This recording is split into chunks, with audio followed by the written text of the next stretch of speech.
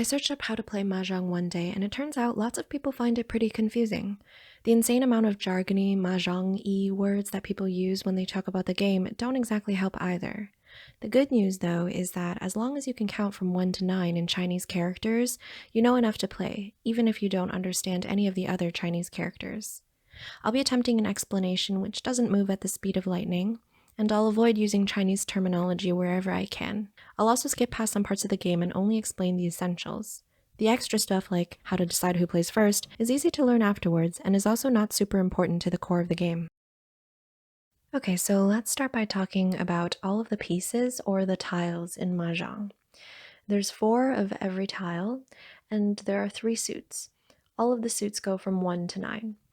So we can start by talking about the sticks.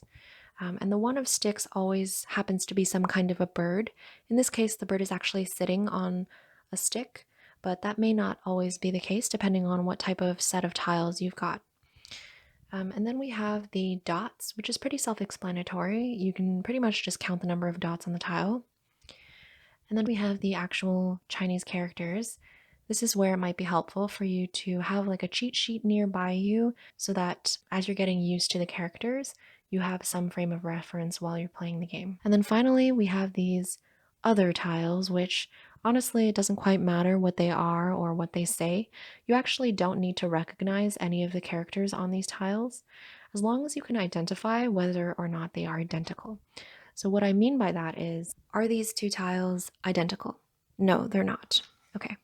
Are these 2 tiles identical? Yes, they are. Cool. If you can do that, then you know enough to be able to play the game. Alright, so if you're as clueless as I was when I was first learning this game, then sometimes in the game you might get a little bit confused because you're not sure which Chinese characters are a part of the suits over here, and which of these characters are random ones that you don't really need to know the meaning of. So when it's laid out neatly like this, it seems pretty obvious, but when they're jumbled in the game,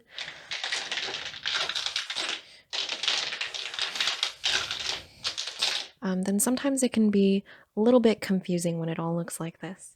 So here's how I remember how to separate them. If there's a single character on the tile, don't worry about what it means. If there are 2 characters on the tile, you only need to be able to read the top character. Now let's start to talk about how the game is actually played. Firstly, the tiles are shuffled face down, like so. Maybe a little more thoroughly than that. After shuffling, the tiles are stacked one on top of the other and arranged like so in 17 stacks of tiles per side. At this point, the tiles get dealt out to each of the 4 players, and each player gets dealt 13 tiles. So everyone starts off with 13 tiles except for the first player, who will actually get dealt 1 extra tile just to start off the game. So they'll have 14 tiles. In order to kick off the game, they're going to have to pick a tile from their hand to discard. So I'm just going to pick one. And discarding just means taking it out of your hand and putting it in the middle. Alright, so now that the first player has kicked off the game by discarding one of their tiles, the turns go around the table counterclockwise. And so now it is this player's turn to play. When it is your turn, you must do 2 things. The first thing that you must do is you must draw a tile from the middle. And keep in mind, when you're drawing tiles, you can't just pick any tile. You have to draw in order, so kind of like in that order. So now that you've done the first thing, you move on to the second thing. The second thing you must do is you must discard 1 tile. So you can pick any tile to discard. You can even pick the tile that you drew to discard. But you just pick any tile to discard into the middle. And that completes your turn, and then it moves over counterclockwise to the next player's turn, and they will also draw 1 tile and pick a tile to discard.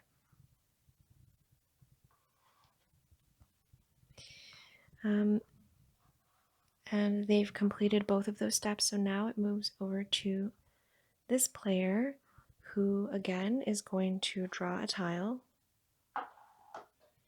and discard a tile. And let's say they want to discard the tile that they drew. That's fine too. Okay, so that's pretty much the basic in-game mechanics is the players go around counterclockwise, taking turns drawing one tile and discarding one tile. And when it's your turn, the only two things you can do and the only two things that you must do are to draw one tile and to discard one tile. Pretty simple. Okay, so up until this point, I've just been picking tiles to discard randomly so you get a feel for the flow of the game. But how do you actually choose which tiles to keep and which to discard? So the goal of the game is to end up with 4 sets of 3 and 1 pair. And so you see I have 4 sets of 3 and a pair.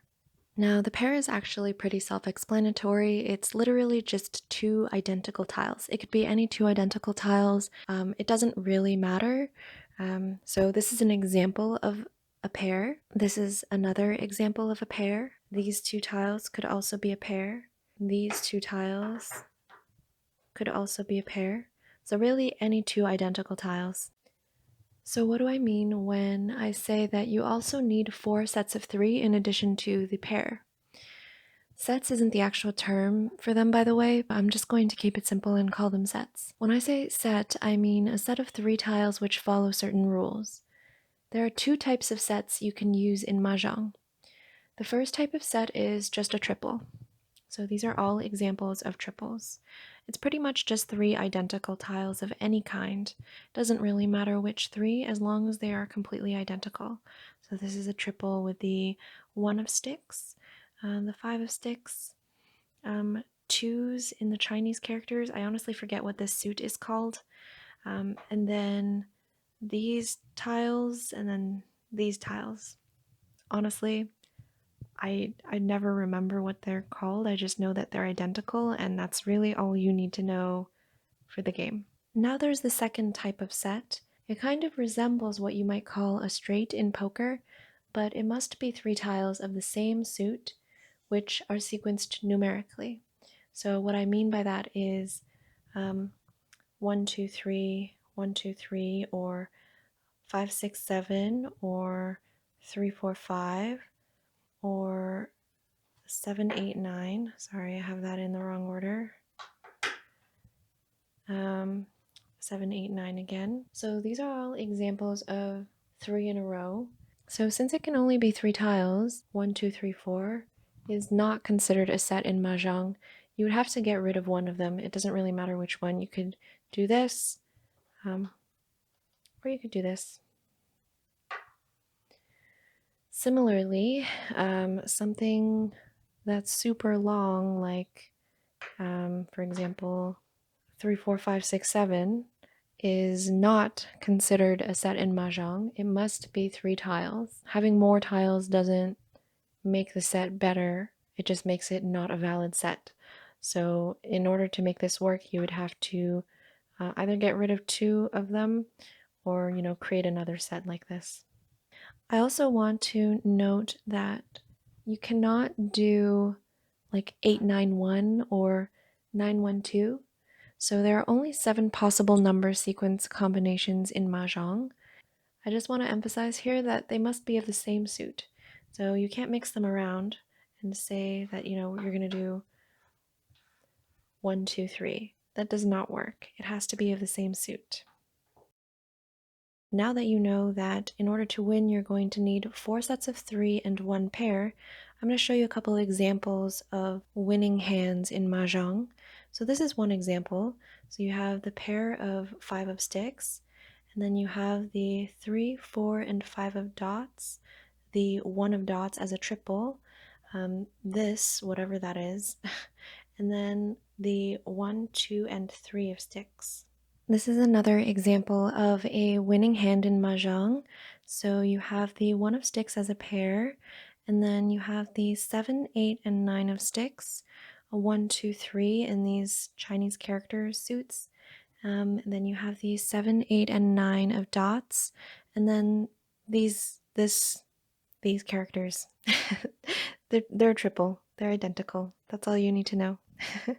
So another example of a winning hand in Mahjong Here we have a triple here, another triple, a third triple, and then we have the 1, 2, and 3 of dots, which makes a 3 in a row set, and then a double over here. So I also want to kind of mention here that actually the number of tiles you see here is 14 tiles, even though I mentioned that throughout the game you should be keeping 13 tiles. So the way you win usually is when, you're one tile away from building the winning set, and then you collect the final tile, and then that becomes a part of your winning hand, and then the game ends once you win. So you'll spend the whole game keeping 13 tiles, but you'll win the game by adding the 14th tile in to complete your set. Okay, here's where things get interesting. As I mentioned before, when it's your turn to play, you can and must only do two things. The first is to draw one tile, and the second is to discard one tile. But when it isn't your turn to play and other people are drawing and discarding their tiles, there are actually two ways for you to take discarded tiles from other players. In Mahjong, you can't just take anybody's discarded tile for any reason. You have to follow certain rules. Pong and Chow are the names of the two ways that you're allowed to take discarded tiles. In order to use these actions, you actually need to say them verbally in the game. The reason why you have to say it out loud is because multiple people might want to take the same tile, so to keep it simple for beginners, the tile is given to whoever says it first. You can only take another person's tile the moment it's discarded, before the next player starts their turn. Once the next player's turn starts, the previous player's discarded tile can no longer be taken.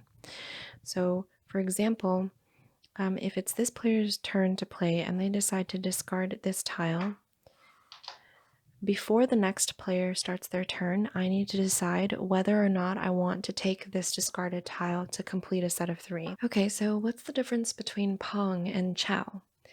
Let's start with Pong. You can use Pong no matter who is discarding the tile. You don't have to worry about whose turn it is. You say Pong out loud when you see that somebody has discarded a tile which would complete a triple for you. So for example, if this player over here discards this tile, and you realize that that tile would complete a set of 3 for you, you say Pong out loud to collect the tile and complete the triple. And then you would turn the tiles face up for everyone to see. And of course, because you took one tile in, you're going to need to pick a tile to discard. So I'm just going to discard this one. So you should, during the game, you should have 13 tiles. And then there's Chow. To use this action, you also need to say Chow out loud when you see a tile you want to take.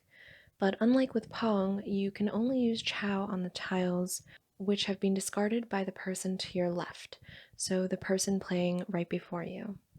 When you use Chow, the discarded tile you take must complete a series of 3 consecutive tiles of the same suit. So one of those 3 in a row combinations. So for example, if this is the person playing right before you to your left, and they decide that they want to discard this tile, and you realize that that tile completes a set of 3, so 2, 3, 4, then you say Chow verbally, and then you get to collect this tile, and you have to turn all of the tiles of the set face up for everyone to see. And then of course, because you want to maintain 13 tiles in your hand at all times, you need to pick a tile to discard. So I'm going to pick this tile to discard. When you use either action, whether it's Pong or Chow, you need to already have 2 out of the 3 that you need in the set. So it must complete a set of 3 that you've already been in the process of collecting. Also, anytime you take in other people's discarded tiles, you must display the set that you've completed to all players to prove that you had a reason for taking their discarded tile. One way to remember when you need to expose your set and when you don't need to is if it's face up when you take the tile from the middle, if it's face up when you take it into your hand, then the entire set needs to be face up. But if it's face down when you take it into your hand, so when you're just drawing, even if it completes a triple for you or whatever, it can stay hidden because it was face down when you took it into your hand. So now I'm going to mention some additional rules, but these are completely optional to know if you're just starting out. Feel free to skip this part if you want to avoid being confused. None of these things actually increase your chances of winning if it's a casual game. In fact, one of these actually decreases your chances of winning, but you might encounter them on the rare occasion when you start playing. So the first thing is that you can actually play quadruples as well.